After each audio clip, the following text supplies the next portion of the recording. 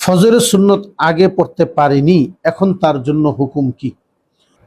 রাসূলুল্লাহ সাল্লাল্লাহু আলাইহি ওয়াসাল্লামের হাদিস রয়েছে, ফজরের ওয়াক্ত হয়ে যাওয়ার পর সুন্নত, শুধুই সুন্নত, অর্থাৎ ফজরের ওয়াক্ত হওয়ার পর ফরজের আগে সুন্নত ছাড়া অন্য কোনো নামাজ নেই।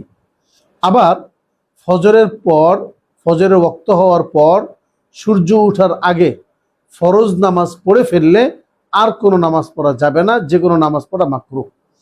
এর কারণ রাসূল সাল্লাল্লাহু আলাইহি ওয়াসাল্লাম বলে দিয়েছেন যে যদি ফরজ নামাজের পর সূর্য ওঠার আগে কোনো নামাজ পড়ে তাহলে সেই নামাজ সম্ভাবনা থাকবে সূর্য উঠার মুহূর্তে নামাজ হয়ে যাবে।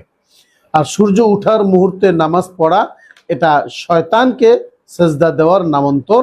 শয়তান এই কাজটা করে। যখন সূর্য উদয় হতে থাকে তখন শয়তান গিয়ে সূর্যের নিচে বসে, তার মাথায় দুইটা শিং আছে, ওই শিংয়ের উপরে এই সূর্যটাকে রাখে।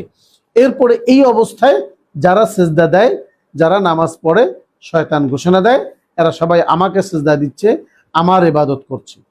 এই যে একটা বিষয় যেটা আমরা আমাদের সাধারণ চোখে দেখি না, আল্লাহ রাব্বুল আলামিন রাসূল সাল্লাল্লাহু আলাইহি ওয়াসাল্লামকে দেখার ব্যবস্থা করে দিয়েছিলেন, তিনি দেখতেন। এই জন্য তিনি নিশ্চিত করে দিয়েছেন ফজরের ফরজ নামাজের পর সূর্য উঠার আগে আর কোনো নামাজ পড়বে না। সূর্য উদয় হওয়া শেষ হবে, এরপরে যার যত নামাজ বাকি আছে সেগুলো পড়ে নেবে। এজন্য কেউ যদি ফজরের ফরজের আগে সুন্নত পড়তে না পারে তাহলে সূর্য ওঠার পর সুন্নত পড়বে, সূর্য ওঠার আগে সুন্নত পড়বে না। অন্যান্য সুন্নত যদি সময়মতো পড়তে না পারে তাহলে পরবর্তী পড়ার ব্যাপারে শিথিলতা রয়েছে, কিন্তু ফজরের ব্যাপারে শিথিলতা নেই, বরং কঠোরতা আছে। কারণ রাসূলুল্লাহ সাল্লাল্লাহু আলাইহি ওয়াসাল্লাম জীবনে কখনো ফজরের সুন্নত নামাজ ছেড়ে দেননি। কোনো কারণে যদি আমি সুন্নতটা পড়তে না পারি তাহলে সূর্য ওঠার পরে হলেও আমাকে সুন্নতটা আদায় করে নিতে হবে।